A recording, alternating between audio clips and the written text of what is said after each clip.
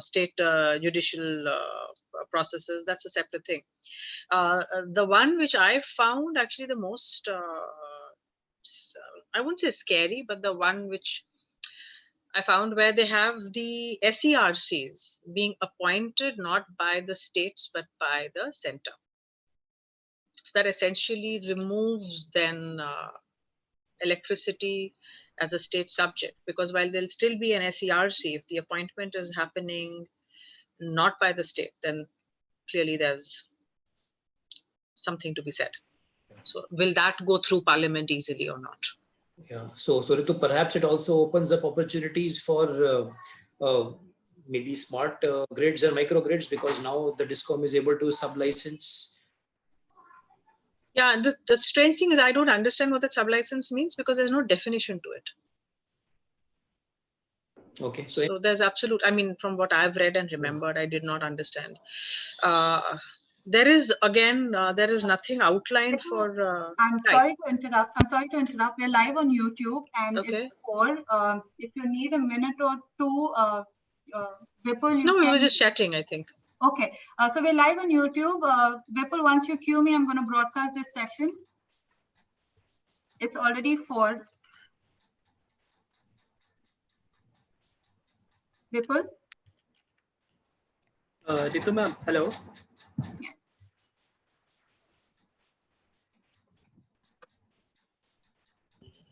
Hello, Ritu ma'am. Yes. Yeah, sorry, I muted myself. Yeah, Ijaz here. Hi. Shri Prakash sir from AMP will be joining within an hour. So I will update you as soon as he joins. So all other panelists for session 1 is here online. Okay. Yeah, thank you.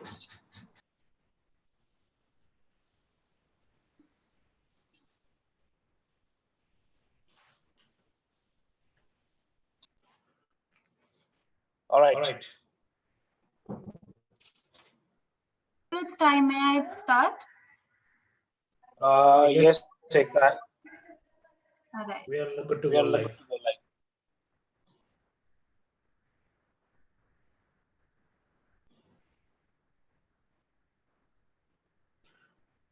All right. So good afternoon. All of you.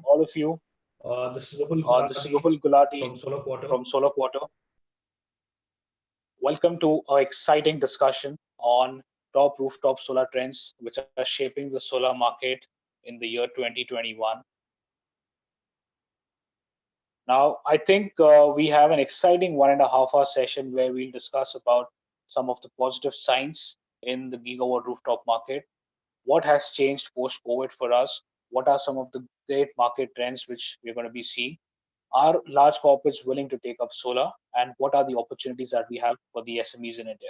So we have a very interesting session lined up where we have some of the best rooftop developers who are going to be discussing and taking up some of the tough questions which we're going to be putting up.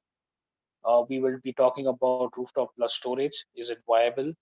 Will group captive market emerge for this segment? And do we have what is needed to put a spotlight on the residential solar? So I think these are some of the questions which we will be discussing and finding out with our panel. Also, for all of those who are joining, I still see the numbers are increasing with people coming in. In case you have any of the questions which you would like us, our panelists to answer, feel free to use the Q&A box where you update us, and I'll be picking these questions right with the panelists. Now, before we move on to getting on and start discussing the trends, the first thing which we'd like to hear is from Mr. Rajneesh Sharma, who represents Deloitte, to sort of just lay out the ground for this discussion in terms of what has been the observations of rooftop market, how it has changed. And with this, I think without wasting any further time, I'll request Rajneesh to please step in and give a quick introduction on the rooftop market in India. Sure. Thank you, Vipul. Thanks a lot for the brief. Hello, everyone. So I will be making a brief presentation on the rooftop solar. Azaz, can you project the presentation? Okay, sir. Yeah. So my presentation, I will briefly cover on the rooftop solar market, how it has evolved over the years, and we'll try to understand what are the typical business models which are prevalent, and also understand in terms of how different consumer segments are coming up, how developers or EPC players are focusing on different segments. You can move to the next slide, please. So starting with the rooftop solar, definitely, I mean, it's one of the focus programs or schemes for Government of India. And it aligns with our overall commitment on climate change and energy security, where we are committing that around 40% of non-conventional sources by year 2030 would be from non-conventional. So within this story, solar energy is going to play a key role. Now, Government of India has a target of 40 gigawatt of rooftop solar to be installed by year 2022. Now, for promotion of rooftop solar installation, policymakers have been taking a lot of initiatives, whether it's in terms of subsidy incentives. Similarly, the regulatory framework has also evolved over the year. We have seen starting with the gross metering, moving to a net metering framework, and also different types of model getting tested. So definitely, if you see in India, I mean, commercial and industrial segment is one segment where a lot of rooftop solar is happening. So in terms of, you can say policy push or the target per se, it looks quite attractive. We can move to the next slide. Yes. Now, if you see, I mean, we have a target of achieving 40 gigawatt by year 2022. It's like another 2 years. And as per MNRE data, the ministry data, we are still around 2.5 gigawatt. There are some other studies which say that this installation can be 4 to 5 gigawatt. So eventually, I mean, the target is huge. We have started, we have tried different models, but still there's a long way ahead to go. There are states like Gujarat, Karnataka, Maharashtra, and these are all large industrial regions where a lot of installation of rooftop solar has already happened. Now, quite recently, we saw that the ministry has launched phase 2 of the rooftop solar scheme. And the scheme has witnessed some shift in terms of the targeting of the segment, as well as the institutional arrangement itself. One, definitely, apart from residential, there were other segments which were supported like government and other buildings. In phase 1, government was giving subsidy for those segments also. But in phase 2, government is saying that 4 gigawatt of residential capacity will get supported through capital subsidy. Whereas 18 gigawatt will be plain incentive mechanism for distribution utilities. Now, bringing distribution utility is a major change, because if you see inherently last 20-25 years, all the MNRE schemes are implemented by state nodal agencies. So even the last 5-6 years of rooftop solar scheme implementation were done by state nodal agencies. So it will be interesting to see that how next 3-4 years span out and the role of distribution utility coming in. In terms of business models, precisely, I mean, in terms of number, it's mainly driven by capex, but for large players, C&I, it's OPEX model, which is also in play. But market as such is highly scattered. There are multiple players. We have seen some large renewable energy developers coming out, having some sizable chunk. But again, that has been precisely on the C&I segment. In the last, in the regulatory sphere, although, I mean, in year 2013, CRC came out with a model for a net metering regulation. And over the years, we have seen that in the initial phase, there was a good push. But in the last few months, we have seen regulators taking a different stand on definition of net metering itself, as well as who are the eligible. So there are potential hurdles. So these are potential hurdles which can impact the overall installation. So definitely, I mean, if you see the segment itself, there has been a policy change, new institution coming, and along with that, we are seeing some regulatory changes also. So it's still in a, we can say, we are still in a transition phase, although it's been 10 years that the National Solar Mission has was started. We can move to the next slide, please. So once we have seen the high level of the trends per se, I will touch upon precisely on some of the key consumer or you can say market segments which different players are targeting. Now, corporate RE or RE renewable energy procurement is one of our preferred options by large commercial and industrial entities. And within that, rooftop solar is the low hanging fruit because one, it's easy to install. Second, they can get the cheapest power available without getting into you can say open access charges and other related regulatory hurdles. So definitely rooftop solar has been an attraction for corporate clients.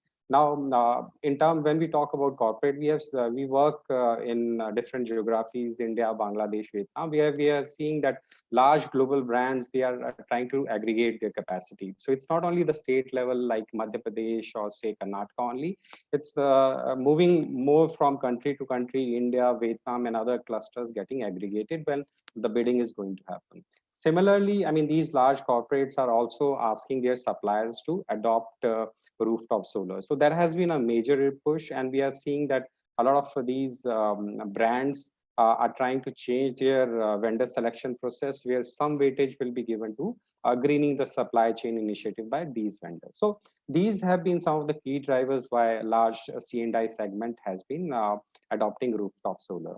But lately, we are all aware of the COVID-19 and there are potential impacts, which can we foresee another couple of months. There may be some slowdown, and precisely one, there are liquidity issues. I mean, brands are facing issue in payment to suppliers, and similarly, there would be issues on lowering of budget on the sustainability agenda. So in a short term, we see that's a risk which can be witnessed. Similarly, in terms of implementation, disruption in solar supply chain, and currency fluctuations will also impact. So largely, corporate RE procurement and rooftop within that for large C&I will remain attractive. But in a short term, there may be some hiccups which will be witnessed. We can move to the next slide. So apart from the large C&I where a lot of OPEX model has got implemented, there are other segments like government buildings, residential building, as well as you can say MSME sector. So government buildings, PSUs definitely within government, I will categorize it into two sub segments, PSUs and the large traditional state government buildings. So PSUs definitely, I mean, some of the contracts are good and they have asset takeover clauses. So this segment will continue to be attractive in the next 2-3 years also. Similarly, there will be we expect that there will be a lot of push on demand aggregation, given the slow pace of rooftop solar. MNRE has already requested a lot of donor agencies to undertake demand aggregation. So we foresee that government building demand aggregation under PPP efforts will continue, and we could see some innovative or simplified models coming up so that self-replication can happen in this segment. So government building, there is good potential which is still there, and it will be a focus.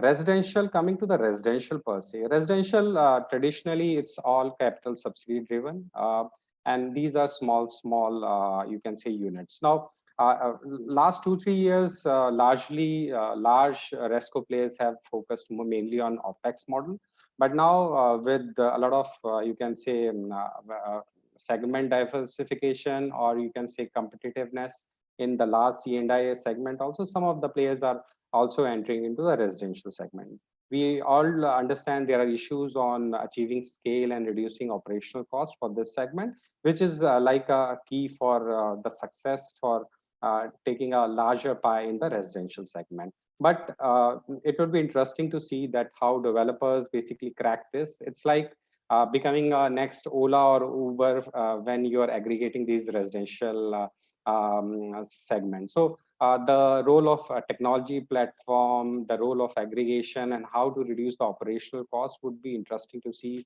And also along with that, simplification of the contracts. But if you see current from implementation, I mean, a lack of awareness is a major issue. I mean, there are issues on technology or the, you can say, quality of equipment. Again, it's again linked with diverse set of vendors available, and also price sensitive nature of the residential consumer itself. So I think that's one key takeaway from residential. Moving to the next slide. So quickly talking about MSME. So we have seen large C&I, government segment, residential. So MSMEs, they contribute close to 29% in overall Indian GDP. And electricity cost typically ranges from 5% to 25%. Now, in terms of potential, we all know that around 60 gigawatt of potential is available. Now we foresee that the next 1 or 2 years there will be a lot of focus from government of India, especially post COVID. We see that there will be a lot of you can say guarantee mechanisms and lending options which will be available for this segment. We have already heard that the Ministry of MSME is already planning to come out with a dedicated scheme for supporting MSME sector. Now, obviously, I mean there are issues on MSME sector, but if you see on a larger pie perspective, there would be good MSMEs which can be tapped into. So we foresee that next 1-2 years, there could be a lot of innovative models which can be implemented, that too with the support of whether it's MNRE or Ministry of MSME. We can move to the next slide. So potential wise, there's no issue. The issue we all are aware is having a bankable contract, and also there are, aspects or concerns of lenders which need to be addressed per se. So one of the options obviously is aggregation. So when we say aggregation within MSMEs, they already have clusters, and apart from rooftop solar, they have a good experience of implementing cluster level program. So what one of the options we can, it's just an idea, is having a aggregation agency like ESL and SECI.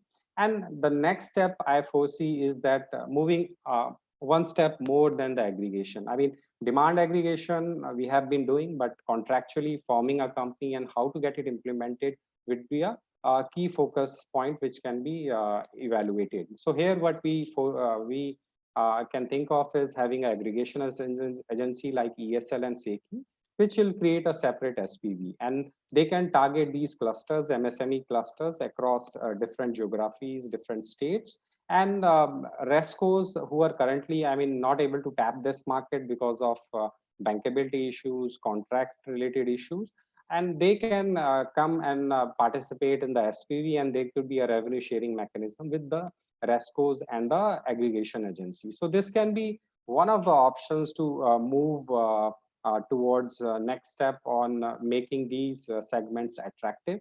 And also we do understand there are state agencies like state industrial development corporations, which can play an important role in billing and collection. So we all have heard about billing and collection and other things being proposed under, say, distribution utilities. But if you see sector-wise agencies, there are agencies like SIDCs who have a good grip on common infrastructure supplied to these MSMEs in the cluster. They can be looked into as a potential option. So similar architect can be targeted for a residential segment also, if that's possible, because the idea is to aggregate and also have a bankable contract which can be replicated. Now, on its own for rescos, it's very tough. Whether we can look into some arrangement of bringing a government agency and trying to implement something just for a transition phase. We can move to the next slide. So once we have seen all these, our view on different segments per se, this is just the last slide to our view on what should be done. One, obviously, we know 40 gigawatt is a target, but we are still like 2.5 to 4 gigawatts. So what we foresee is to have a targeted approach, go for like 4 gigawatt, 3 gigawatt per year kind of target, and identify clusters which have high likelihood of getting the intended outcome. So designing the pilots and getting them implemented is the key. Developing aggregation vehicles, which I just described, and also within those aggregation can offer relocation of rooftop solar systems because they have a larger customer portfolio. The major challenge currently is there on having a long-term contract is there's no secondary market in case of any termination. So when we have a large aggregation vehicle with a larger portfolio, asset transfer from one building to another building can happen, which can safeguard a lot of concerns of RESCO and lenders. Similarly, we need regulatory certainty. Definitely, MNRE is giving incentive. Maybe there should be some preconditions on not tweaking with the key terminologies on eligibility and other things for availing these incentives. Second last point is on, again, creating portfolios. India has an experience of having a line of credit, but largely that has been tapped by large commercial and industrial consumers. So maybe for MSME and residential category, we'll need a dedicated portfolio which can be leveraged by RESCOs for implementing projects. Last but not least, awareness creation and capacity building is very much required for segments like MSMEs or say residential. These are small ticket size, but at a larger volume. So for if you see India as such, a lot of states have developed IT web portal with support of donor agencies. I think we need to move to the next stage where which results in increased use of these IT tools, ensure accessibility, and also giving a one-stop solution to the consumer, not only for filing an application for subsidy but also procuring a standard procurement on the platform and getting it implemented with all the warranties. And also tying up with e-commerce firms and user ratings can help the overall experience of the users in these segments. So these are our view on rooftop solar and the key trends which we are witnessing. So with this, I close my presentation. Back to you, Vipul. Thank you. All right. Thank you. Thank you, Rajneesh, for this presentation. Now, I think building on what you discussed, I see there are a lot of questions that we are currently discussing, and I'm seeing in that our audience is also asking. Now, let's just first quickly get a complete feel of who are the people listening to us. I'm sure this would give a perspective to the panelists in the next session. So you would see the first poll on your screen.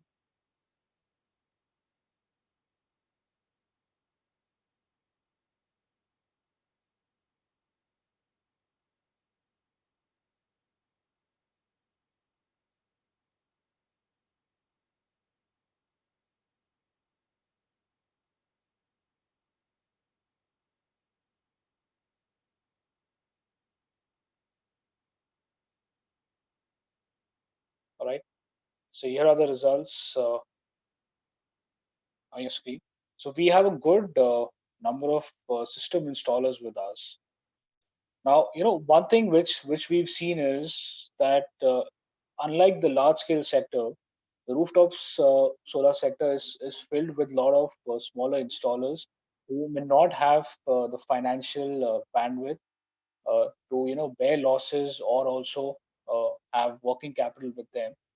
And it's very interesting to know whether does it mean that they will go completely bankrupt with the current scenario of the rooftop sector? I think that's an interesting question to ask, and I'll quickly move to putting this in front of our audience. Where do they see this?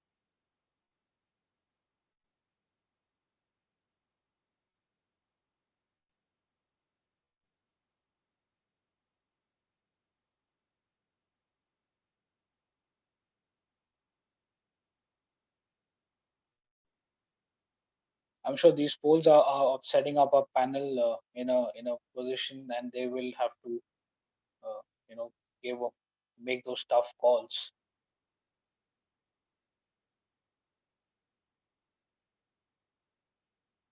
All right, so here are the results. I think we have about a good 80% of our audience who believes this is going to be the end for them. Now, if you I'm sure my panelists will also agree. I think we have approximately 25 to 30% of our rooftop installation portfolio, which is primarily handled by top 8 to 10 rooftop developers. So I think this is going to be interesting to see how the balance of our portfolio is met. Also, we take a quick guess on how much of capacity addition do we see in this year happening on the rooftop sector. Here it's on your screen.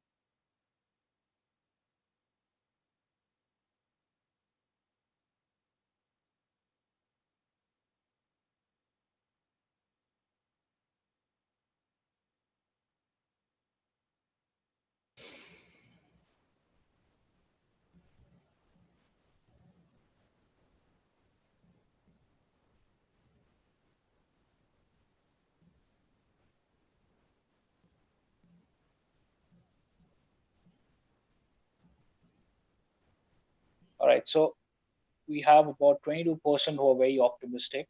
If you ask me, I think panelists, my vote would also go between 1,000 to 3,000 megawatt for the current year. But I mean, you're the best judge to decide on this. All right, and this is the last poll before we get on with our panel.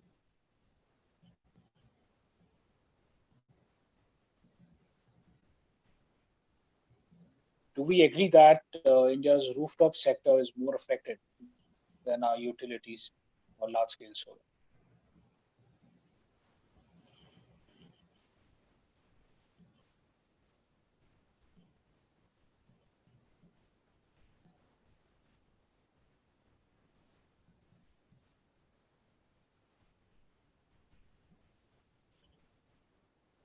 Okay, last 5 seconds.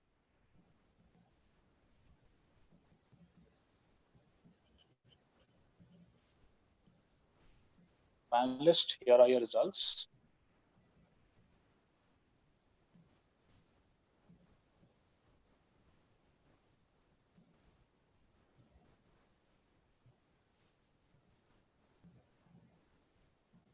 Okay. So I think with this, we have quite a bit of perspective to get started, and I'm not going to take any more of your time. So introducing our moderator for this session, Ritu, alongside joining Mr. Amol, Animesh, Prakash Rai for this panel. All of you, welcome to this wonderful session alongside Mr. Randeep Bora as well. Ritu, over Thank to you. Thank you so much. I like the irony of the panel being called Positive Science. And we've started with a very doomsday poll. So, and now it's left to the five of us to kind of marry the optimism with which you organize the session with the pessimism prevailing within a lot of us. So I'll just very quickly introduce myself and then also request each of my co-panelists to just spend literally like 30 seconds of introduction. My name is Ritu, and I work for an organization called Amplus Solar. And Amplus is a dedicated distributed solar company. We do a lot of rooftop and on-site solar, which is where we started. We were among the pioneers of the OPEX model, or the boot model, the RESCO, also called the SPAS model. And we then ventured further into distributed solar with open access. And now we've taken a jump into the residential segment through a brand that we've created called Homescape. And this is the only segment where we are doing capex solutions, because obviously we waited 5 years to be able to serve the residential market on the OPEX model, but did not find it viable. With that, maybe I could request Amol and Animesh, Shri Prakash, and then Randeep to introduce themselves as well. Amol, over to you.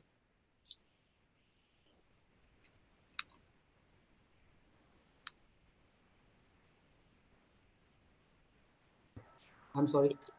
Yeah. So, hi, I'm Amol. I'm representing Azure Park. We are one of the oldest developers who've been working in this sector. It's been now 9.5 years been associated with Azure. Developed large-scale projects. We are basically more into utility scale, but at the same time, one of the key players who started the rooftop business. Uh, it's been almost around 4.5 5 years. Our major focus is into government sector. We are doing long-term PPAs with government, mainly under the long-term RESCO modes, not that much into the private PPA modes, but started to look into the new opportunities of Senda with the coming future that we see. And hope this session will be very helpful to understand each other and the business perspective in the 2020. Thank you. Thanks, Amol. Just one request to you. Just check your audio. Just check your audio going ahead. It's not very clear. Animesh, if you could just quickly introduce yourself as well. Yeah, thanks, Ritu. Good afternoon, everyone. I am Animesh Sharma. I work with Hero Future Energies. We are an independent power producer, almost 8 years into the industry. We are techno-agnostic. We are present in wind as well as solar. We also do distributed solar, both in the RESCO as well as the CapEx mode. And that's pretty much about us. Thank you, Shri Prakash.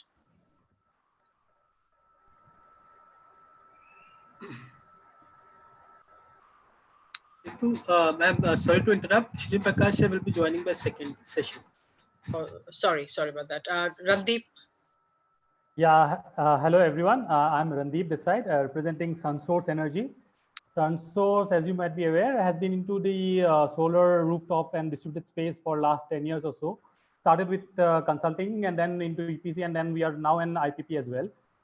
We have been working closely with various states, and we are now present almost across 24 states in India, and we are also present in the South Asian market. In Philippines also, we have done a significant amount of projects.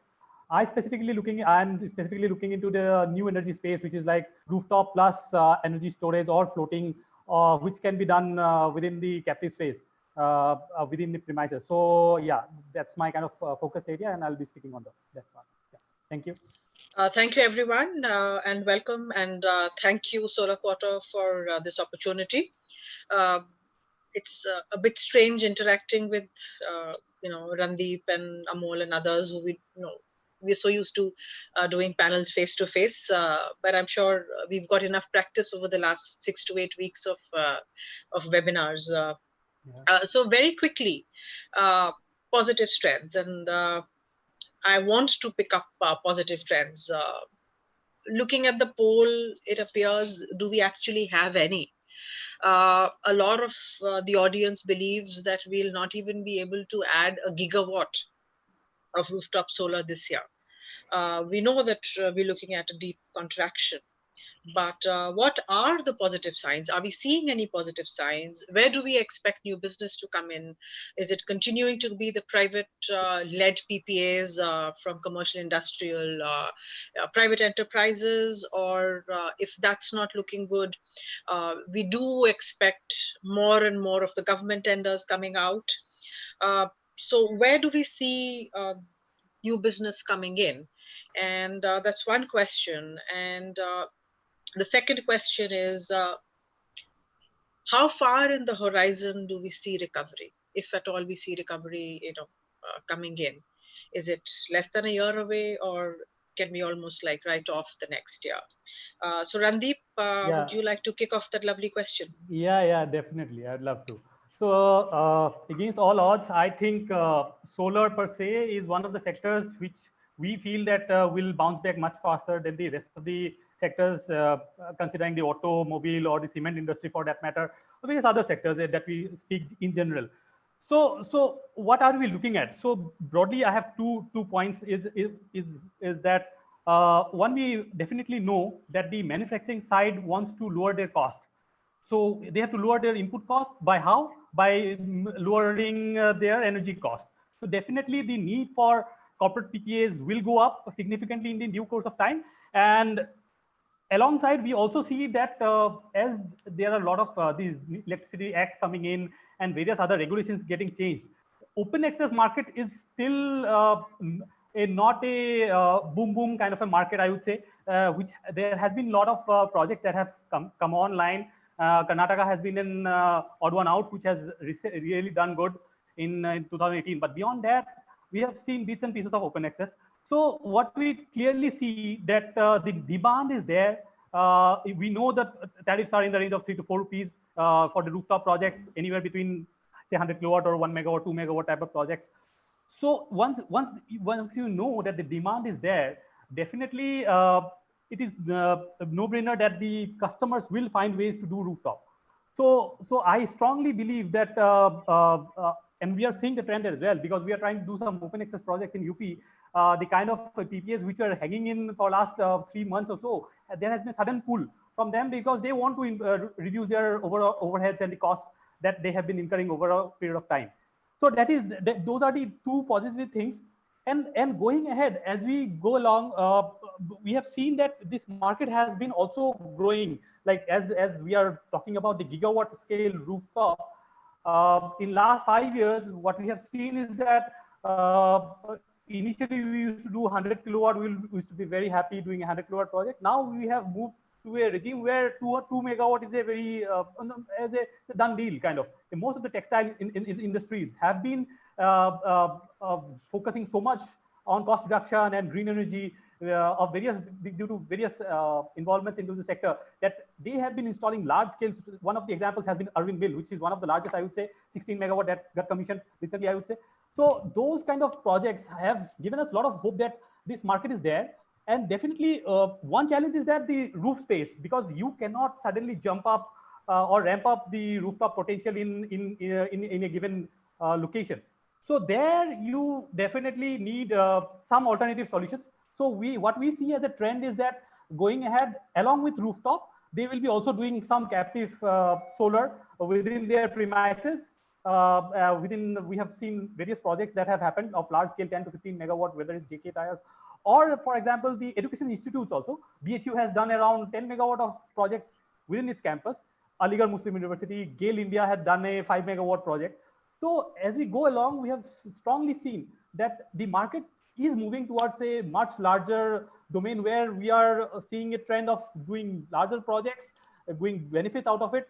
So I think this market will definitely ramp up pretty soon. And I see that horizon, once things normalize, I think that horizon should not be more than 6 months. Thanks for that, like injection of confidence. And I think we should all be drinking what Randeep's drinking.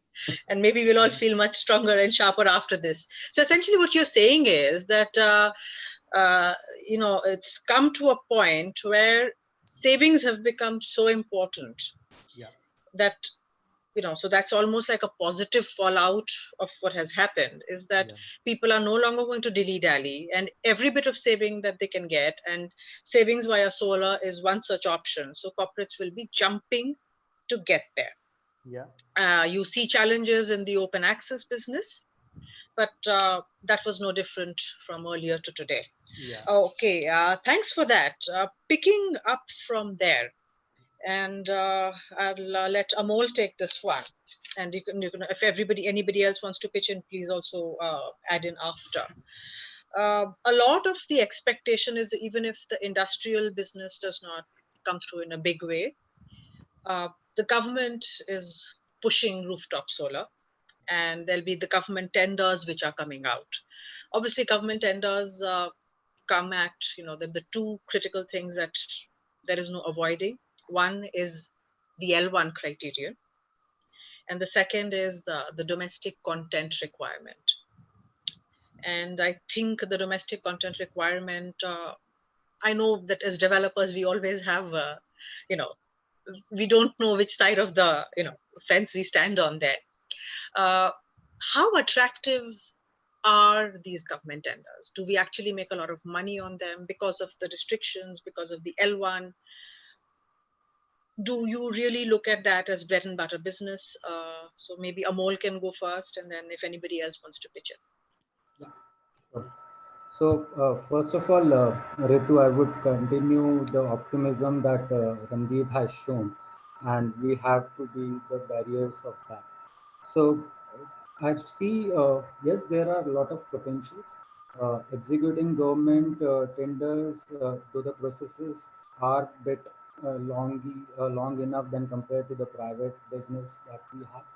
But at the same time, it gives more flexibility in the sense that the time durations are there where we can execute. You have more areas that can be worked on. It's not limited to any particular area on this. So when you say the major players right now is who is coming aggressively into the rooftop business or solar industry is the railways.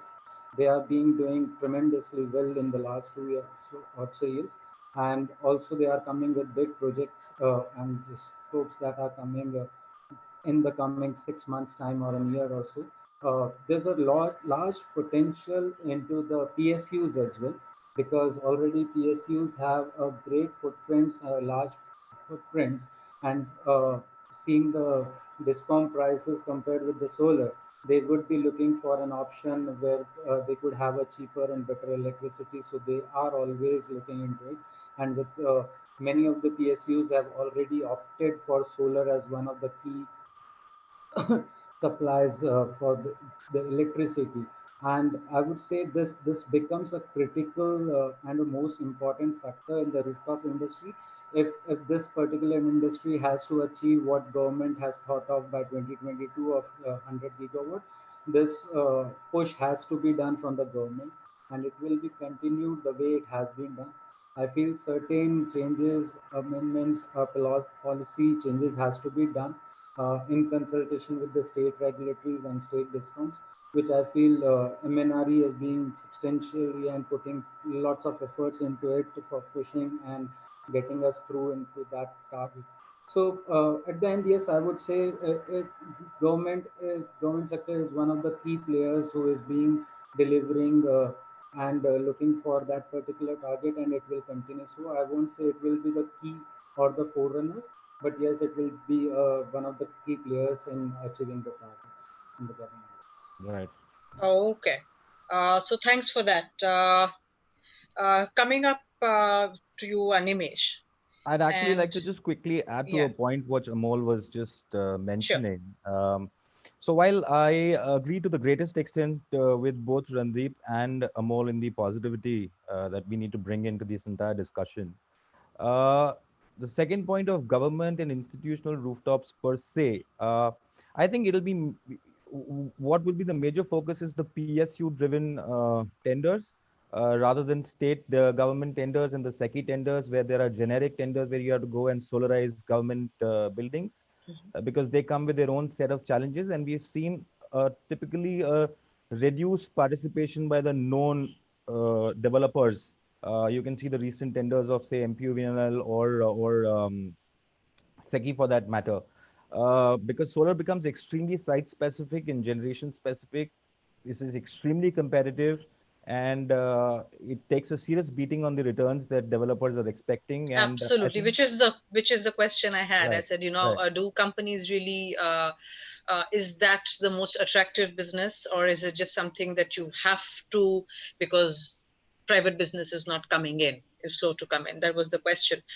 When you answer that, could you also just combine the two? And I do that because it is a very short session that we have today. sure. Speaking of the CNI uptake, I buy the optimism that for those industrial and commercial consumers that will survive, that will see this out, cost cutting is very important, and this gives them an opportunity to cut costs. But and they won't have the liquidity, and they would want to preserve cash for their own operations. So that gives a fillip to the OPEX model, to rescos like us, where we can offer them a solution. On the other hand, when we operate on the resco model, there is so much of credit risk and those kind of assessments that we do from our end before we sign up with somebody. Do they meet our credit assessment? Credit is definitely going to take a beating because people's credit ratings may go down a full notch. Definitely. So what adaptations do you see rescos like us having to make in terms of our risk taking? Because the opportunity is there, but the risks are higher. So how would you balance that out? Okay. It's very difficult to balance out that risk because it's going to be present. I totally agree with you on the fact that, post COVID, a lot of rating tanking is going to happen, even in the larger corporates for that matter. But what I then foresee is there'll be a slight rationalism in the tariff approach that we take towards these consumers. We will not see, as competitive tariffs as we see today because definitely they'll be more risk adjusted. We'd like to try and push even companies with healthy credit ratings and fantastic balance sheets for commensurate, payment guarantees or termination securities. We'll have to find these means because, as you rightly put it, post-COVID, definitely there's going to be a creation of a massive OPEX market. People are going to go in the cash conservation cycle. As Randeep has already mentioned, solar definitely becomes one of the biggest uh, drivers for cutting costs, and especially in companies where they are guzzlers of power, and so that's it. So I think the developer's approach needs to kind of either tweak the tariff to be a little more risk adjusted, and bring in commensurate security mechanisms to safeguard the PPAs and make them more bankable. But Okay. definitely there's a market in the long run. So what you're saying is the solution will looks to you to be a slightly higher tariff, and you don't see those those tariffs which are like literally scraping the bottom, to adjust for the higher risk of the the credit uncertainty. Thanks for that. And just one quick question to each of you as we wrap up. So I'll start again with you, Animesh. In the SME space, and the presentation that we had starting, pre-COVID, I would be, yes, this is what we need to be doing. But post-COVID, when we don't, there are so many question marks on the SME space. Do you see yourselves targeting SMEs within the next 12 to 18 months? Very quick answer, please. Uh, SMEs, they have had this problem of having inferior balance sheets and credit ratings and the credit risk thereof. That's why they've been Right. pretty much a neglected part of this Absolutely, market. yeah. But going forward, I'd bring a point from what Rajneesh had said earlier. It's up to the discoms and the state IDCs of how they can kind of negate this risk to kind of evolve that market. Maybe the discom can become a collection agent, because that's the biggest risk. You can't collect money and you can't cut the power, and this power is there with the state discoms, etc. So some mechanism that the government can work closely with discoms and the developers, which abates this risk. If this is done, I think SME is the biggest sector for us to achieve that dream of 40 gigawatts. Otherwise, it's So do difficult. you? So would you be? Do you think we can expect over the next 12 to 18 months, and I'm giving that time horizon, for rescos like us to be able to serve the SMEs? Let's see. Totally depends on what the Ministry of MSMEs does. If it brings some sort of a credit security mechanisms for the developer against these people, then definitely Okay. it's a market to look Thanks. forward to. Thanks for that. Amol, again, one very quick question on the post-COVID adaptation. And I know that we are now talking about, as everybody starts to scale up, the workforce, the labor construction workforce availability is looking to become a serious issue. Apart from that, I find a big change in the construction cost and the time the time overruns that we can possibly expect, because we've now adapted to the post-COVID protocols for construction. The distancing and these other the paraphernalia that we've had to create with the add-on costs of the, the masks and gloves and whatever, all of that paraphernalia. But more than that, it's the physical distancing which is slowing things down. So with that, I expect to see a longer duration for construction, and a longer duration for construction means a longer time, means added costs. Do you have any estimate on what these added costs are going to be and how the impact is going to be on the tariff? So, Ritu, very well said. There's after COVID impacts that needs to be assessed, and rightly said that it is going to impact the overall execution speed of a project, right? And that is where the rooftop or everyone people or the developers or the small capex of contractors or small installers also look into it, as they want to reduce the time, and might be that will save the kitty a small penny for them. So yes, there will be an impact, but I don't feel that impact will be quite that much that it will impact the tariff or the total cost of the project. It is something more specific to the execution strategy. People have to come up and look out the way to compensate that particular timelines.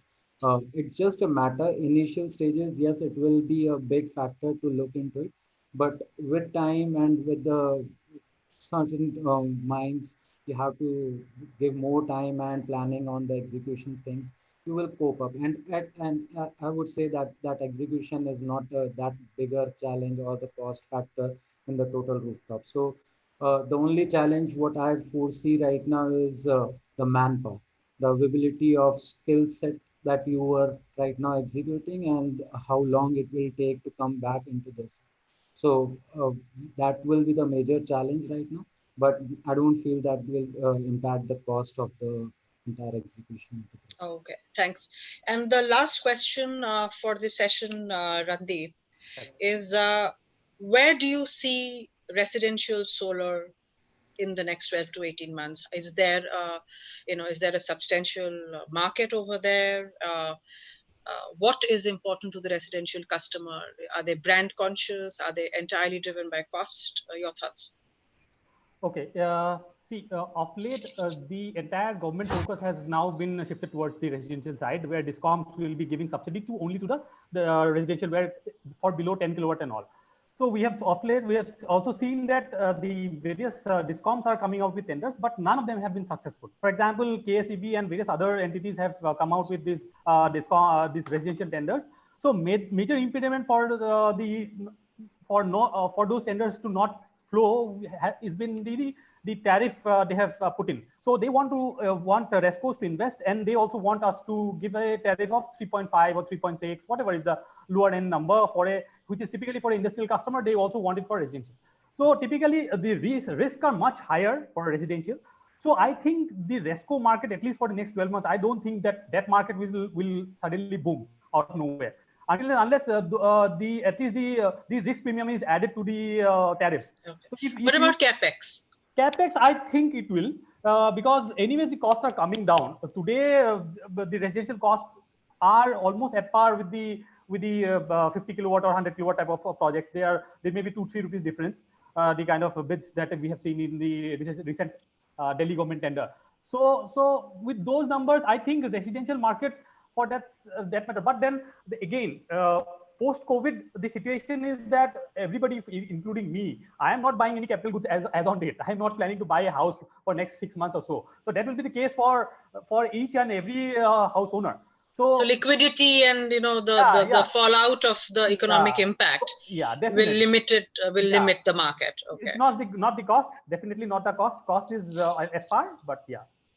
Okay, thanks for that. And with that, Vipul, if you'd like to come in and maybe if you have a couple of questions, I know there's a lot of Q&A on the chat, but unfortunately, I've not been able to multitask that well. So if you have a couple of quick questions for the panel, we can take them and conclude. Thank you, everyone, for to all the panelists for their wonderful answers, and I'm hoping the audience is convinced by our optimism. All right. So I'm going to pick up two questions now. The first one is by Mr. Jaideep Malviya. Now he wants to know, should we be scrapping the net metering program altogether? And let's the CNI units, they must be allowed to generate their own power based on their requirements with a simplified approval by the DISCOM. That's the first question. And the second question that we have, is storage going to be standard with solar, with rooftop solar? If yes, from a contractor or from a developer point of view, do you think there is a need for a one brand solutions, which means that the inverters and batteries together, they need to be promoted and marketed as one solution altogether for larger uptake? So these are two questions. Vipul, I think the second question would be really appropriate in the next panel where we have maybe I can answer that. Would we and all. So let's take that in detail there. But if you take the second one as a relevant, then the first one becomes a subset of that. And Randeep is keen to answer. So yeah, at least the second part. Yeah, maybe I'll try to answer the second one. So as we go along, we have seen that most companies, the storage solutions which we are keenly looking at. So we have seen that as on date, if there is a power outage of say 1 or max 2 hours, the viability has come in. So if we are now talking of a tariff of 3.5 rupees, so with storage for a 1 hour kind of a backup for a 1 megawatt kind of a storage project, the tariffs will be in the range of say 7 rupees, 7.5 rupees. So viability has come in, but we will have to still wait for the technology and the costs to come down to certain level where we can give a full-proof solution of say 4 to 8 hours, which will be the actual need where you need power at night. So on and off power, obviously storage can be a solution, and we are all started providing such solutions to the private customers as well. And most of the green companies, for example, Infosys or various other companies who are like who have signed these the 2050, 100% by 2050 kind of targets. Those companies have been inquiring, and they are kind of very inquisitive about storing. But at a small scale, India is like maybe at least 2 years behind. Okay, thanks for that. Who wants to take the first question? Amol or Nimesh? Okay. So as a RESCO developer, I don't want the net metering to go away because it becomes extremely difficult to enforce deemed generation otherwise. But anyways, on a serious note, net metering has been the only possible policy which has accelerated the adoption of solar in the CNI segment. I don't know why would anyone want to ever get away with it for now. And I don't think we should get away with it till such time that storage becomes equally affordable as a solution. So I think it should stay. Amol, any additional comments on that? No, I feel what Animesh is saying is exactly what I was thinking of. Means why would I like to get out of the net metering? That's the only way I would be able to get the revenue. Personal interests aside, net metering is really required if one wants to maximize solar generation. Right. So if you want to maximize the possible green energy to cut down the footprint, that won't be possible without doing net metering, unless we're talking of, the large cement plants where we have set up 10, 15 megawatts. And the requirement is 50. So they just stay behind the meter and you don't feed anything into the grid. But those are, very few, very, very few industries that can take that. For most, even large manufacturers, obviously there is, the solar generation cycle is during the daytime. And if they have, shifts running morning and night, either we really put up tiny solar plants, which doesn't serve any purpose, or we have to have a net metering, some kind of an adjustment where the energy produced is not wasted. Absolutely. Yeah. True. Okay, with that, I think, Vipul, we've come to the end of our time and almost on target. Yes, so I'm just going to leave the panelists with a quick insight into which segment do we see, in the rooftop space picking up more traction in the commercial, industrial, MSME or public sector.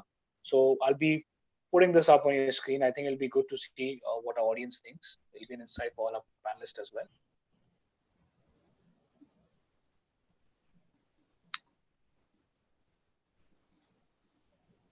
While they vote, I think residential people believe it's going to pick up, but I think with smaller systems, 2 kilowatt, 3 kilowatt, I think the contractors themselves are absolutely not in favor because it's not financially viable. That's going to be a big challenge when we talk about residential uptake as well. Mm-hmm. Right. All right, so here are, I think, all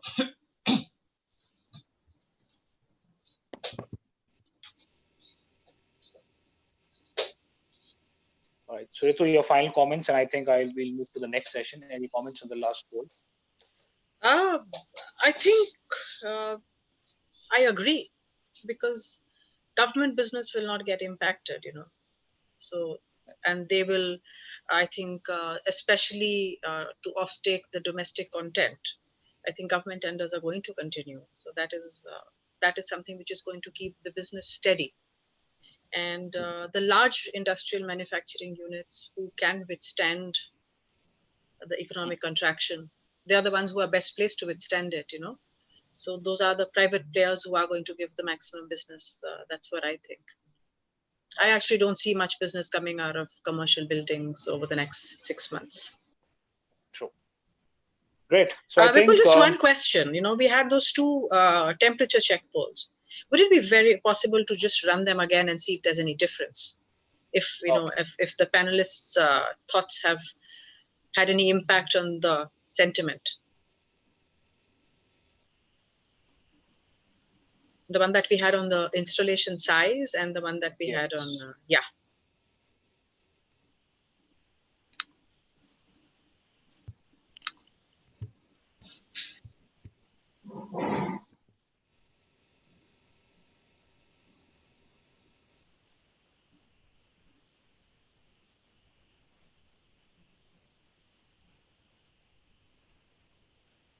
Right, another 5 seconds before I close the poll.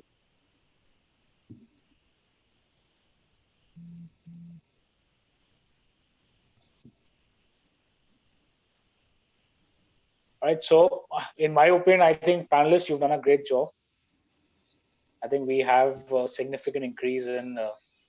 Yes, then we moved the needle a little bit.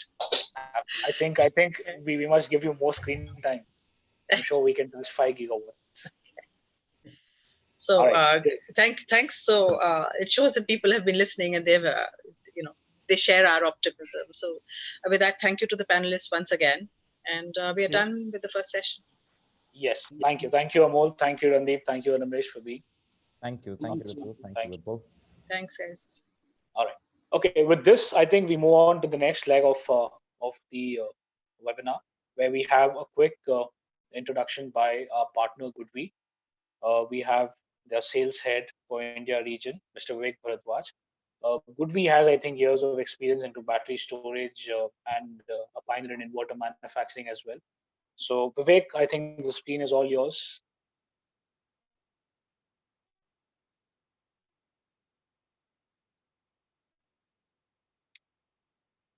All right, Vivek, I think you can just unmute yourself since we cannot hear you.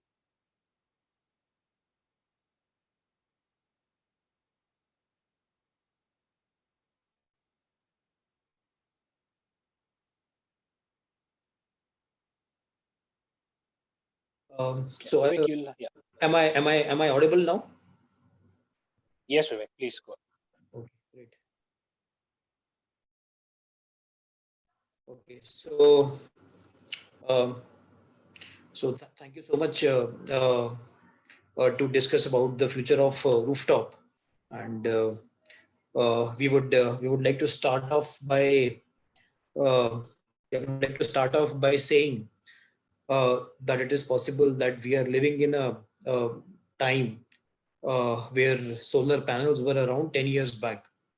And as for us, if you ask us, we believe that, and perhaps you also believe the same thing, that storage is the new solar. And then let's discuss how Goodwe is positioned into the storage segment to support you. So we'll not spend too much time on this, but Goodwe is not just an inverter company, even though we have inverters for all major segments. For rooftop segment, you might be pleasantly surprised to know that some of our rooftop inverters are almost the size of an A4 sized paper, and they are the most compact and the most lightest of all inverters in the market. As the CNI segment, we have some very unique designs which are to do with the no derating of the inverters, considering that India is an ambient, a high ambient area where temperatures can go up to 50 degrees C. Of this new derating feature that we are offering, I think it kind of revolutionizes the designs that you can expect to do. We don't have a utility product till now, even though we have spent around 2 years into the R&D of this product, because we think it was better to delay and get the right product rather than just launch a product in a hurry. We are already supplying to all the major developers and EPCs that you can imagine in the country, with the installation base of a little less than half a gigawatts. And we suspect that with the utility product coming, this will certainly grow exponentially. But today, I think we just speak about the fourth point, which is the hybrid inverter and how the hybrid inverter can be a part of the Indian ecosystem. Before we get into the hybrid inverter space, Wood Mackenzie, which is almost like the McKinsey of solar, has come up with a 2020 report, where GoodWe has been the #1 global storage hybrid inverter company in the whole world. And we are not just competing with other hybrid companies from China, perhaps India, but also amongst the Americans, the Europeans, and the Japanese. So in terms of megawatt AC shipments, GoodWe is the #1 hybrid storage company in the world. We also have a global presence, which is quite useful. So we had a customer who wanted to do something in Malaysia, and all we had to do is we had to introduce him to some of our service partners in Malaysia. And yeah, so we have a good global presence with a #1 market share in several areas. So quickly,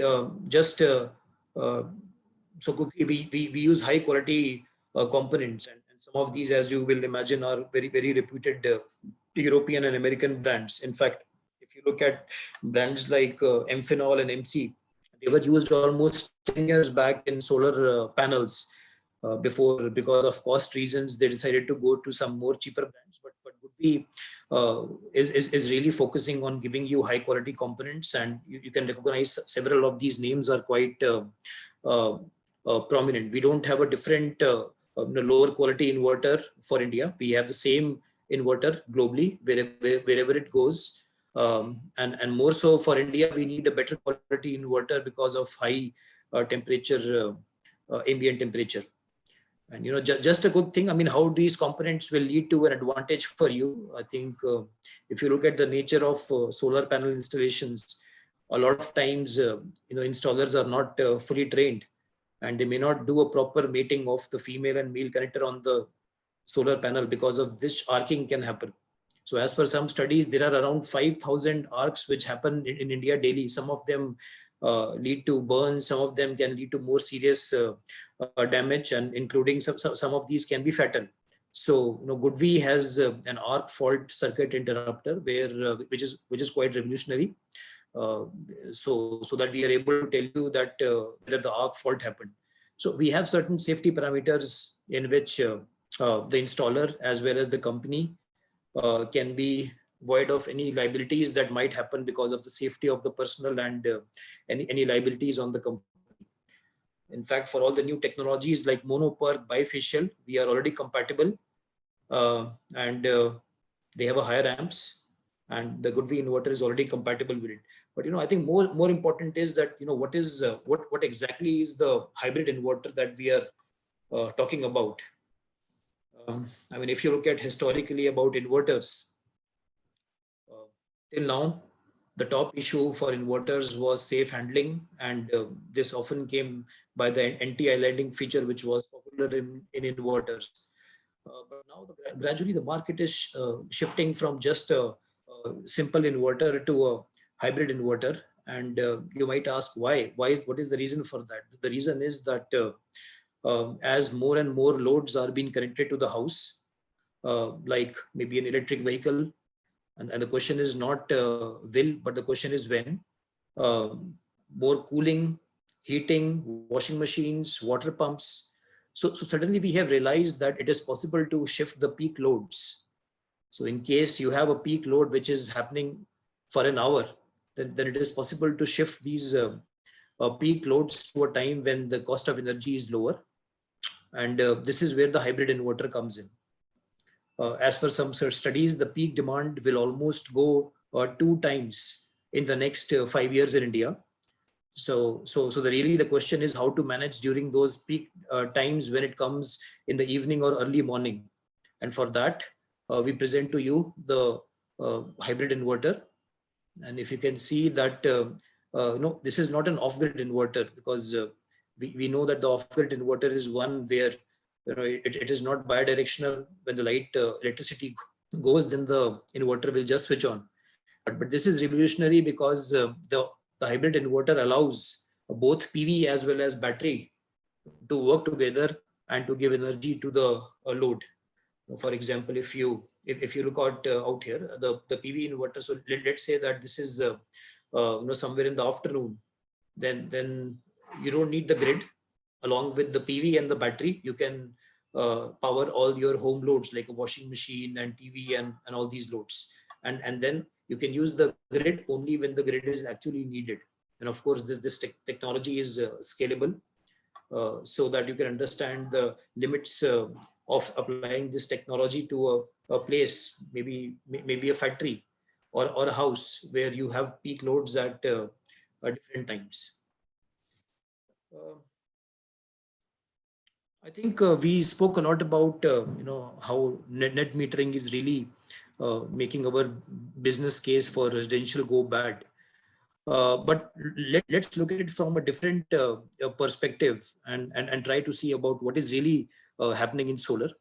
So of course, you know better than me that there is a rise of unpredictable generation from solar as well as wind, and typically the sites of these unpredictable sources of power, I mean, they may be renewable or non-renewable, but maybe they may be mass produced like utility, they may be small, and they might also be site specific. So we know without doubt that there is a rise of an unpredictable generation in the market. Now, unfortunately, as more and more unpredictability happens, there is also a rise of decentralized power. So as you already know that battery is coming, and you also have demand for EV. So exactly where does it take all this? So there is perhaps the way to see the future is that there are going to be more and more smart meters. There are going to be more and more smart inverters. There are going to be sensors. There are going to be controls. So, but the way to tackle the decentralized power is more complex, and the underlying phenomena for this is a digitization and demand response. So imagine a scenario where you have different sources of power, and you are also supposed to give the power to the same communities. So for this to happen, I think solar panels will just remain a simple commodity. It will be supported quite well by battery, perhaps, and we need to find a way on how to digitize this, and the overall solution is software, and not just pure adding hardware again and again.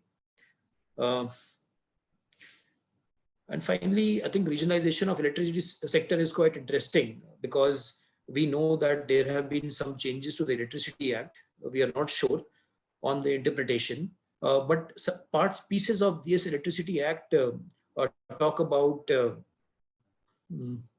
DISCOM, franchisee, and the sub-licensing. And the question that we have to really ask is that, is this a part of a bigger agenda to introduce the concept of bigger microgrids in India? And what price and PPAs will they have with the corresponding DISCOM? I mean, will they just take energy, or can they also give energy to these DISCOMs, and how these different sources of powers we just mentioned integrate with this? So I think these are the clear three trends which are having. We don't know the consumption profile. The consumption profile is always unpredictable. Sometimes the solar may be high, sometimes low. So there's a need to match this consumption profile with the flexibility. So it has to be on demand, and it has to be on a mass scale. But once you start adding all these small projects together, I mean, this may not be exactly the way we are looking at right now, but perhaps this is the future of it. I think one key point about where does GoodWe fit into all this is it is quite important. So if you look at the inverter out here, we have the GoodWe inverter, and I mean, if you ask how do we see ourselves into this future of residential solar, then we think that the GoodWe inverter is both a smart grid, and as well as allows itself to be synchronized with other control centers. So what we mean to say is that even though we want to be a smart grid company in the future, where we can take some solar, we can take battery, and then we should not forget the legacy systems like utility power supply and DG, because I mean, going clean is a different thing, but you cannot ignore the legacy systems that will still be a part of all this, and then there are different commands which will come, which will start from the house or the microgrid, and it will come from the microgrid to ultimately some command center, and from the command center it will come to the inverter. So we already have a very advanced software, and as you know that still a lot of things are progress when we talk about smart grids. But with our SEMS portal, which is one of the most advanced in China or even Europe, GoodV has the ability to work as a smart grid. But at the same time, to be very clear, we also have a reserved ESM port on the inverter, which allows us as a inverter company to be controlled by other VPP companies, which are able to give us commands, and we are able to work as per that. So we have an open protocol for that. And the whole idea is that the hybrid system should work synchronous with other power sources, and we should be able to accept real-time control to power, to the same communities. For example, this house. So we take power from them, and we also give them power. We take power from them because this house now has a battery and multiple sources of power. And at the same time, different houses have different loads. So we are also able to give power to these different houses. I think one very one point that we would like to touch is that I think someone mentioned about megawatt hour storage system, and we keep on hearing about 5 megawatt hour, 1 megawatt hour storage system. So we think that so this is not exactly the same as ours. So we think that centralized and decentralized storage will both work together. We will both coexist. If you look at the centralized market, there is almost a 12 gigawatt global projects of megawatt hour levels, which are being done by companies like Fluence, Tesla, NEC, Wärtsilä, GE. So yes, they will coexist, but if you ask us, I think they are coexisting mainly because these are technical and investment challenges. So it is quite easy to put a 5 megawatt hour project. I mean, if there is a business case to just technically overcome the challenges and know the investments. But once we talk about decentralized systems, then it is more complex, but probably it has more potential. So certainly it needs a stronger vision for decentralized systems with an ability to adapt quickly.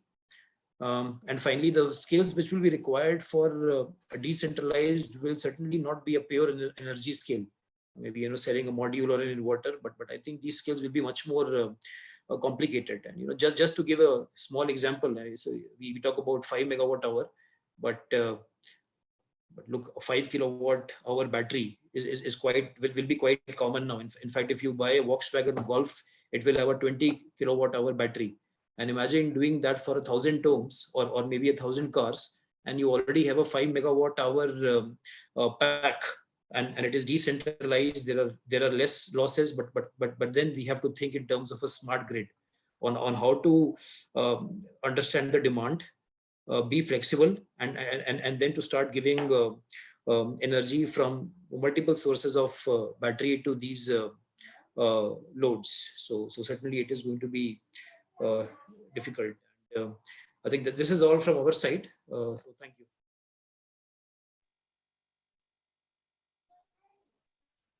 All right.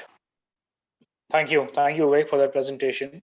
I'm sure that you can check the chat box. There's some people who are interested to know more about the technology.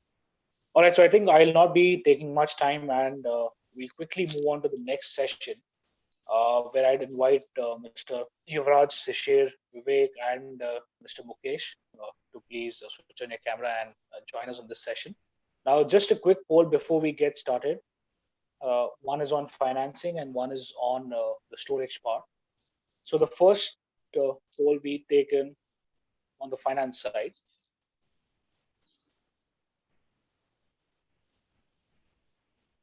So to revive the entire residential MSME, do we think we need a separate line of credit?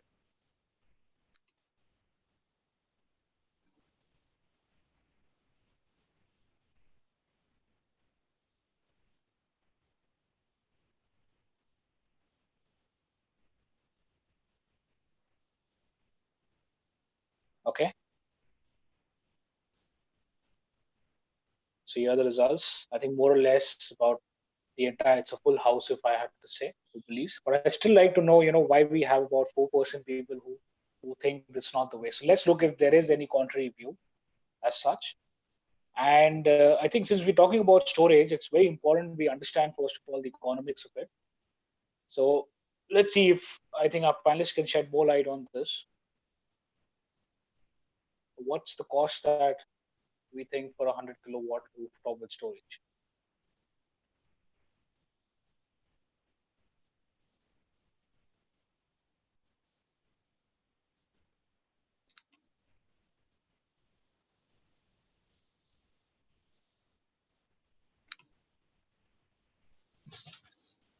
Okay. Last 5 seconds.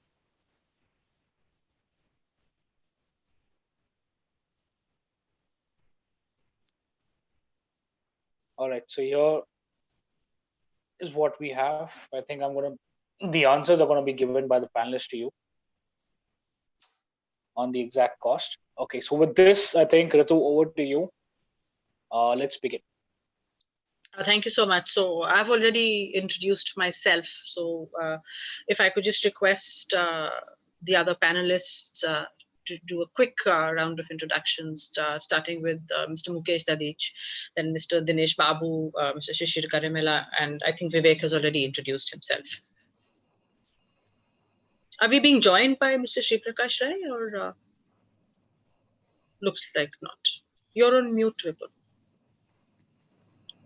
Yeah, so good afternoon all. Myself Mukesh Dadich and representing BSES Yamuna Power Limited, distributing power in central and east part of Delhi with 1.7 million number of consumers, and we are currently having around 23 megawatt of rooftop solar embedded in our licensee area.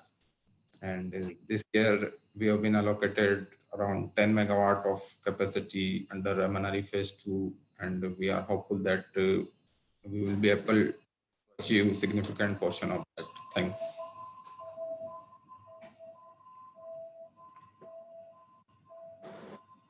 Thanks. Over to you, Dinesh. I know you very well, but if you could just introduce yourself to the audience here. Yeah, sure. Very good evening to you, Ritu. I hope everything is well at your end. Yes. Good to see you. Yeah, likewise. So hi guys, good evening to all of you. I'm Dinesh. I'm the team leader for the Suprabha Technical Assistance Program, which is a $13 million 5-year technical assistance program for creating enabling ecosystem for rooftop solar in 17 states, including all the 7 northeastern states. So we are almost into 2.5 years into the program. We've done a lot of activities in terms of partnership with the local stakeholders, especially with the policymakers, DISCOMs and the state nodal agencies. We've done a lot of demand aggregation, capacity building, process streamlining in terms of establishing unified web portals, etc. I'm an executive director with Ernst & Young, and I have 5 partners other than EY with whom we work together and serve the 17 partner states for promoting the rooftop solar. Thank you. Thanks. Mr. Shishir Garimala, please.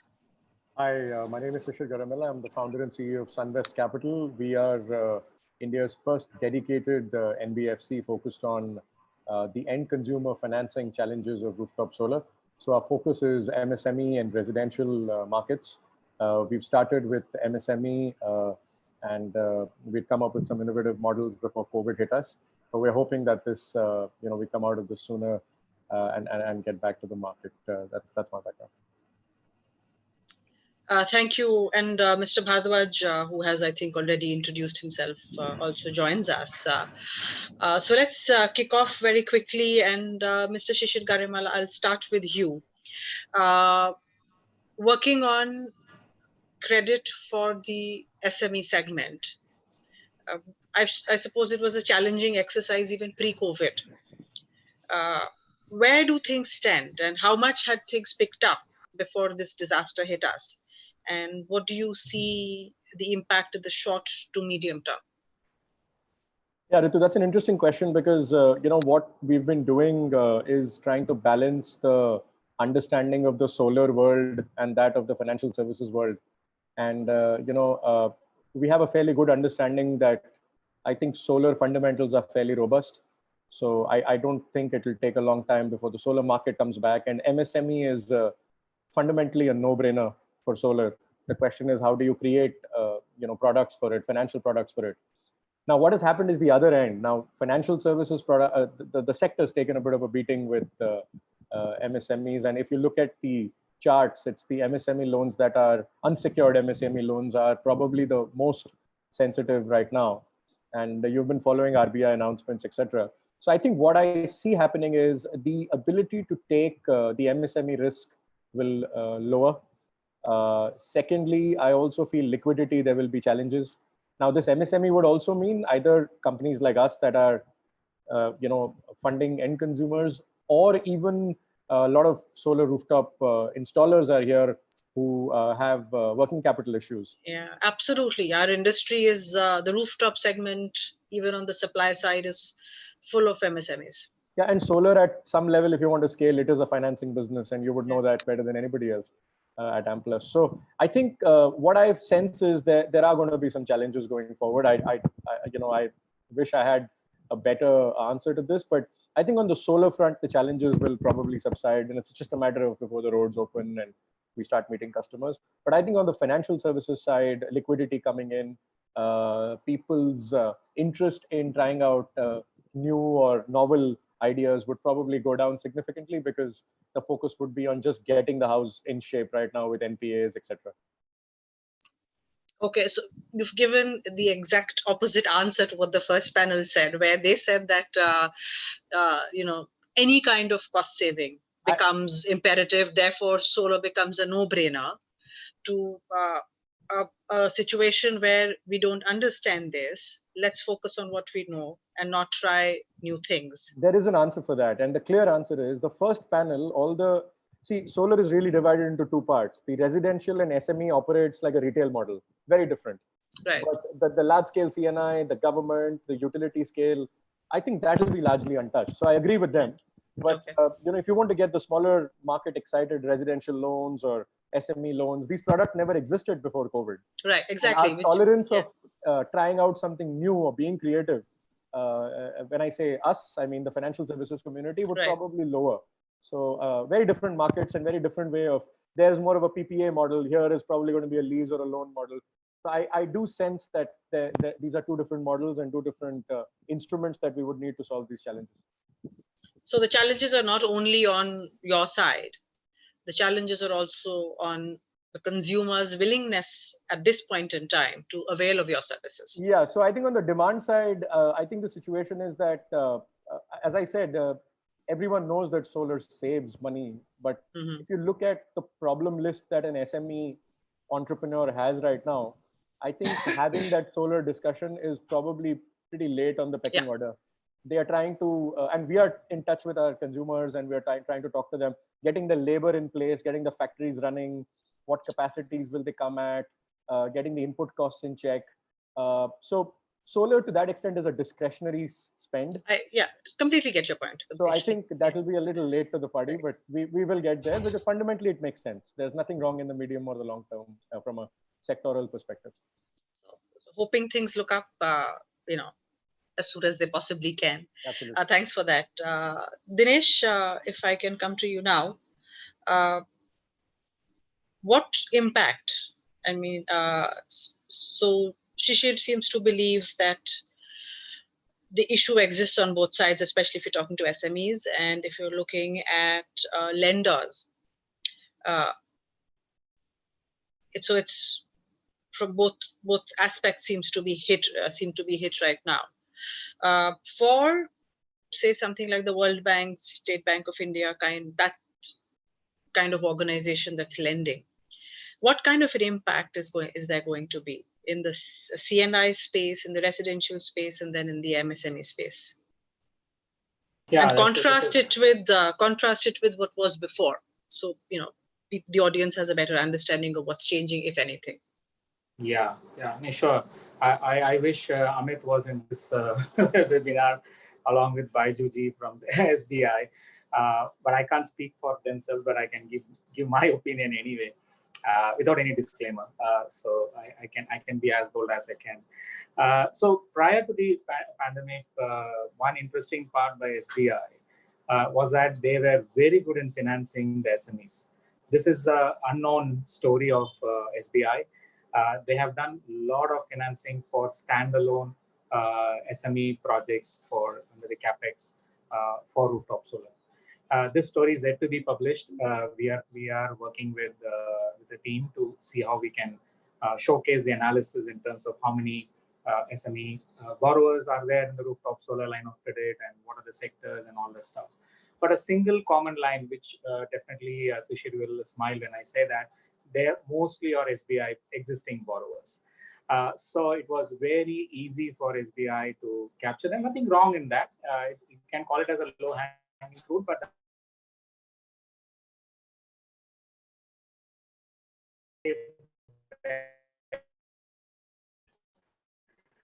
had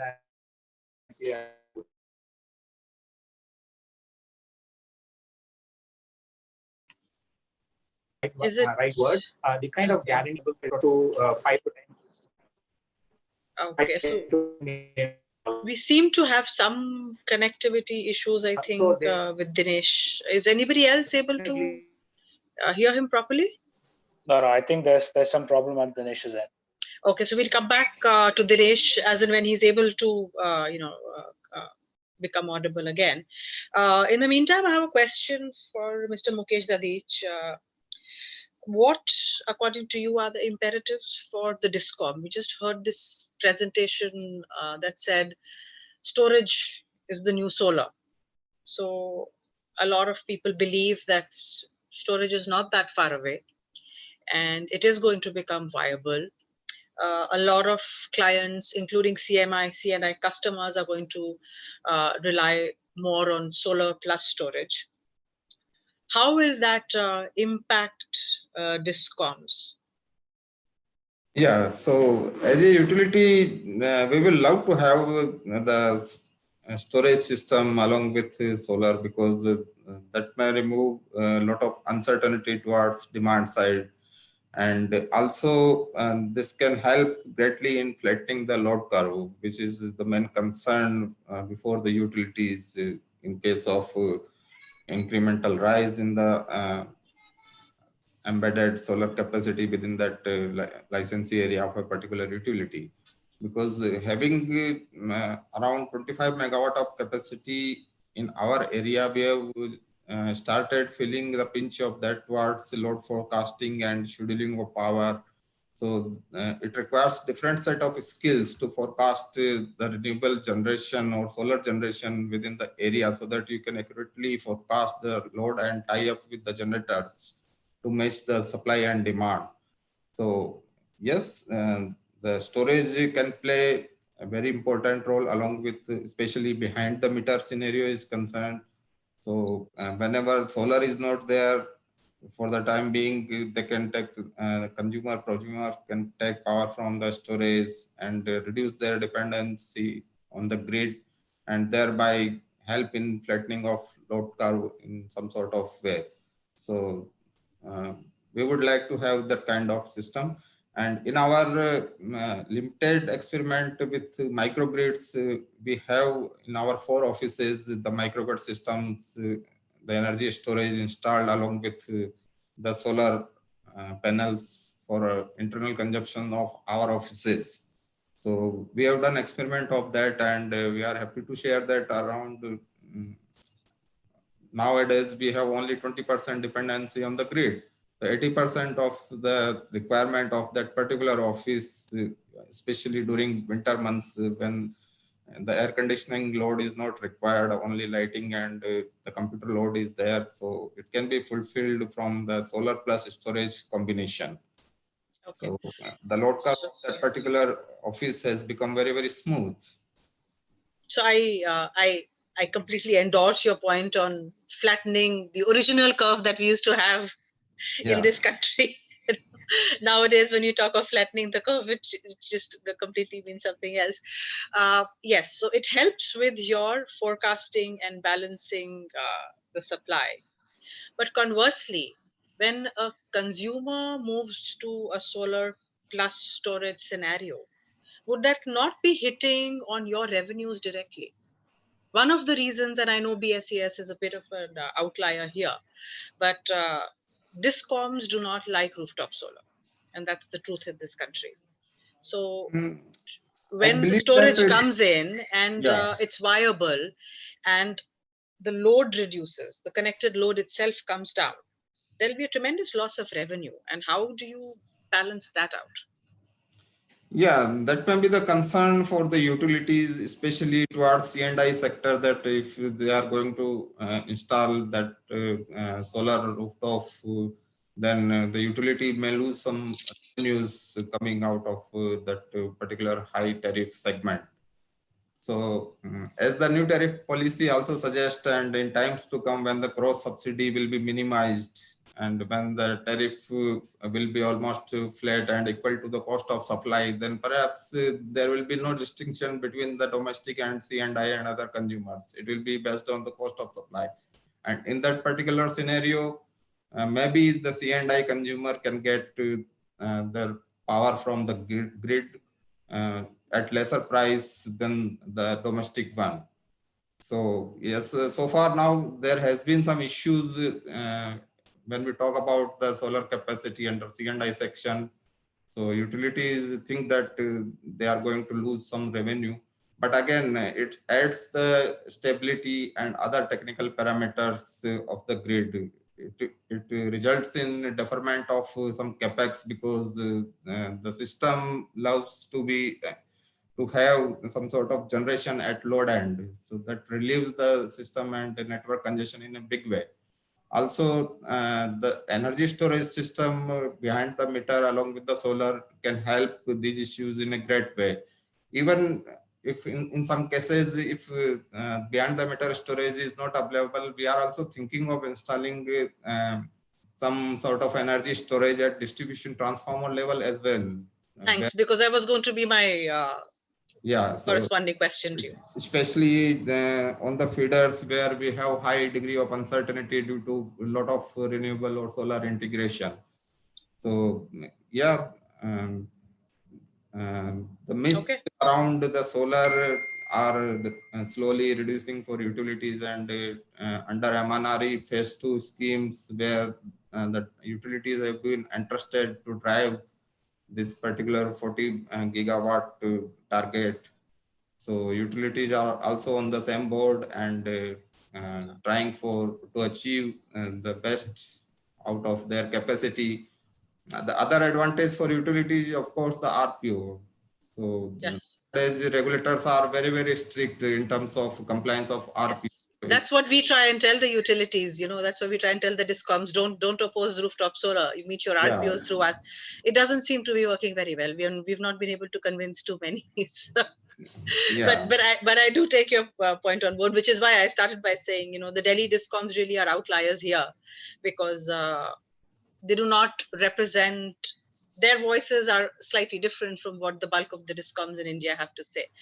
Do we know, Vipul, if we've managed to get Dinesh back? Yeah, Dinesh is back. He's there. Okay. Sorry, Dinesh, you had some connection issues at that point in time. If you could just sure, I'll resume. Go back. Yeah. Apologies for that. Yeah. No worries. Yeah. So as I was mentioning, see the SME funding by SBI pre-COVID to their existing borrowers is a fantastic story to be propagated. Then only they realized that they could move on to the next level of SME financing in terms of creating a pipeline for non-SBI projects as well. But of course, the collateral issues and other related guarantees could kick in.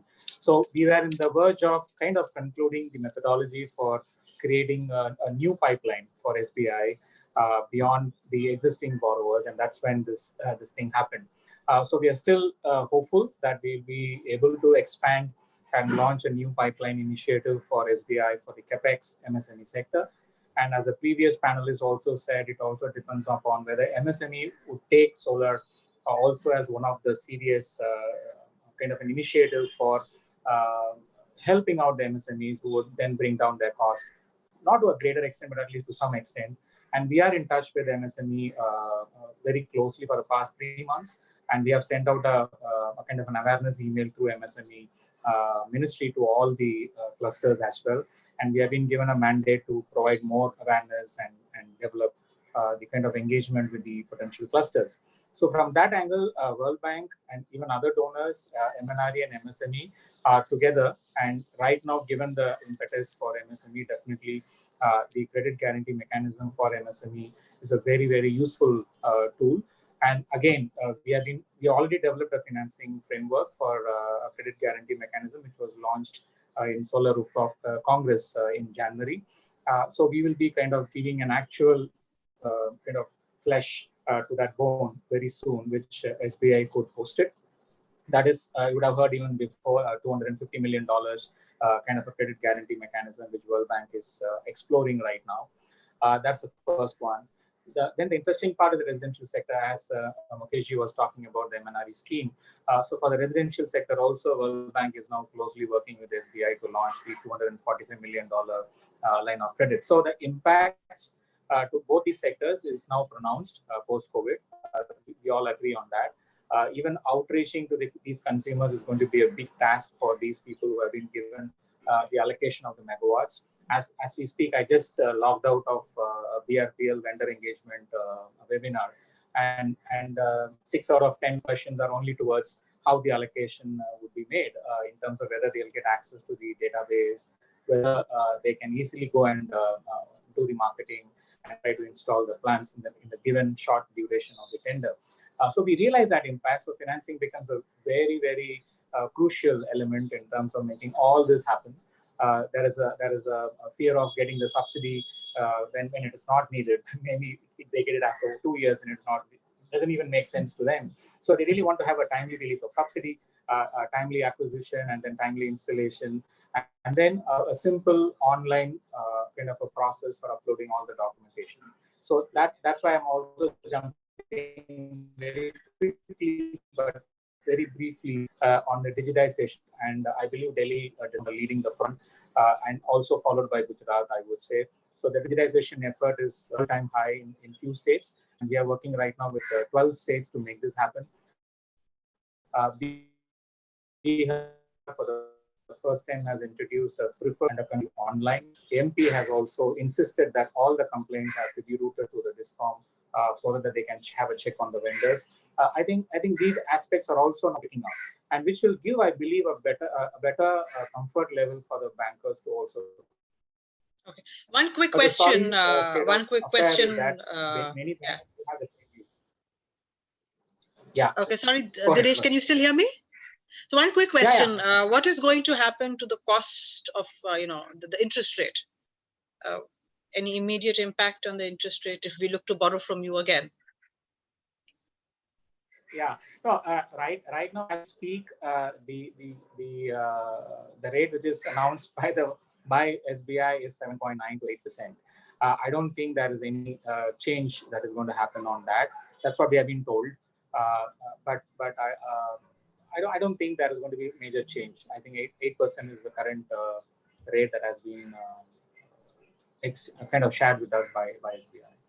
Okay. Shishir, any point on the interest rate here? Yeah, I think if one of the typical features we see with MSMEs is they have an OD or a CC facility already with probably a private bank or a PSU. And then they also want to consider rooftop solar. Many a times we notice that these existing borrowers, lenders, perhaps due to the lack of understanding of solar or the headaches that it brings to them, they might say that we would want it partially or fully collateralized, right? So now what I notice is that if bank loans will become cheaper and cheaper, then the willingness to go towards an NBFC and pay a higher interest rate might actually reduce.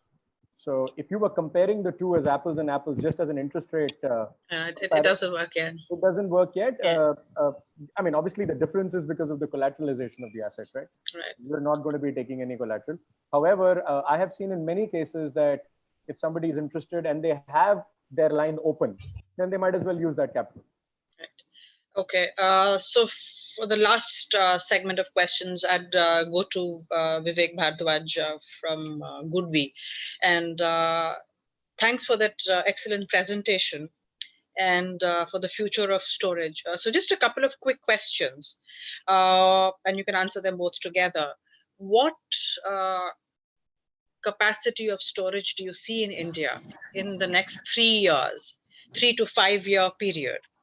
And the second question is with this ALMM coming in, what kind of an impact do you see for companies like yourselves, which are located in China, and the complexities of the ALMM with the different kind of storage solutions and inverter solutions that you have?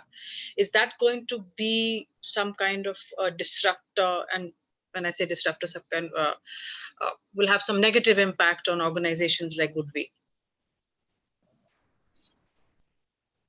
Yeah, thanks, Ritu. So I think just to go to the first question, there is going to be no difference in the capacity of a decentralized system, whether you are sitting in India or the US. And you must already be knowing that pioneer companies like Tesla, Sonnen Battery already have a 10 kilowatt system which you can put in your house. In fact, some of these proposals go so far as to not even have a solar panel and to entirely go on a 5 or a 10 kilowatt decentralized hybrid storage. Because look, I mean, this is an intelligent system. It knows when to take power from the grid, obviously when the grid is cost is low, and it also knows the time when the peak is coming, and this is the time when it will give power back to the grid. But of course, as I said, that decentralized systems and centralized systems will coexist. So you will hear more of 5 megawatt hour, 1 megawatt hour battery bank systems initially, simply because these are easy to implement for big developers like yourself. And you just need to have a financial thing done, and you need to have the technical challenges overcome, and you can easily go for a megawatt hour battery storage. But look, decentralized storage needs a different approach and a different skill set. No, I'm with you. I work also in, we don't work the utility segment as much. So we work in decentralized solar. So I hear you. What kind of a target do you look at over the next 3 years for the Indian market? The total solar storage capacity would you envision 3 years from now? And how much of it do you see in the decentralized, behind the meter, smaller kind of storage systems? Yeah, so if you exclude the utility business and if you just take the C&I and residential system, then we see approximately 20% of all installations to happen with the storage by H1 2021. And we see a growth rate of almost 20% per year on top of that. And then we also see a sudden spike, a big demand which will come as we get ready for EVs. Because look, now everyone is using just an inverter, but very few people are using a futuristic inverter. So what happens to those inverters which are grid connected and which cannot which are not compatible with the decentralized model that we are coming up with? I mean, something which is to do with the flexible demand, on-demand power, the two different things. So I cannot be more with Mukesh. No, that's all right. But okay, so just one. And do you see the ALMM that is being brought in playing some kind of a spoil sport? Because if you're going to have innovations and keep bringing in new products, and each time we have to get that registered and approved, do you see that kind of hindering and playing a spoil sport? Yeah, so I think, Ritu, that's a very futuristic thought that you have. And till now, perhaps it is safe to say that ALMM is applicable only to panel companies. So the way we see, at least the way I see, is that people with the gigawatts. Because I think the idea is to start with panels and then move to other components. Panels, obviously, they do that because to push the local industry. But from what I've heard from MNRE is that it's just the beginning is panels, and then it's going to move to other products as well. Yeah. So sure, I think we'll comply to that. But look, to make an inverter is much more complicated compared to make a solar panel in India, because a solar panel will just need 4 or 5 components like a backsheet, cells, frame. So it is not a very complex product. But if you ask us about inverters, we would have at least 4,000 to 5,000 stock keeping units of different types of inverters. So you can imagine the complexity which is there in the inverter design. And ALMM for modules will be a trouble, because you have some companies with 65 gigawatts, not 30 gigawatts, 40 gigawatts of manufacturing. So do you expect them to pay $15-20 million as the ALMM application fees? So I think a safe bet is probably Indian companies with 1 gigawatt, 2 gigawatt of manufacturing who can at least afford to pay the ALMM fees. Yeah. Okay. So again, a quick word from each of the panelists on just in one sentence, 1 or 2 innovations, if you at all you see any innovations in the business model going ahead, in whatever kind of business models for different segments going ahead. And then with that, we'll conclude. Yeah, Ritu, I'm back. I'm again sorry for that. My audio was very bad and my network was also very bad. Okay, so I was concluding, and I was saying just before we end, what innovations do you see as a necessity, or do you see anything happening? If you don't see anything happening, just one sentence from each of you. Yeah, sure. Just to answer that question before you ask, actually that is the rate of interest is 8%. I hope you got that number. Yeah. Which I told you. We heard your answer before you got cut off again. Sure. So in terms of the innovation, right now as we speak, as I was mentioning to you, we are working on this digitization. So you may ask what is so new about it, but we are trying to see, other than the physical installation, can everything be converted into digitization? Okay, it's a very, very ambitious ask. The DISCOMs may not agree any online inspection or any online kind of synchronization, or any other aspects of chief electrical inspectorate doing an online kind of a verification. But so we are embarking. Digitization is what you think. Okay. And one more quick, if you permit, is also about the RESCO aspect. Though the first set of panelists didn't much have a promise on the RESCO business in residential sector. Chandigarh, Delhi, and MP, and Kerala. So they are now embarked on RESCO-based residential tender, and we are working in 3 of these 4 states.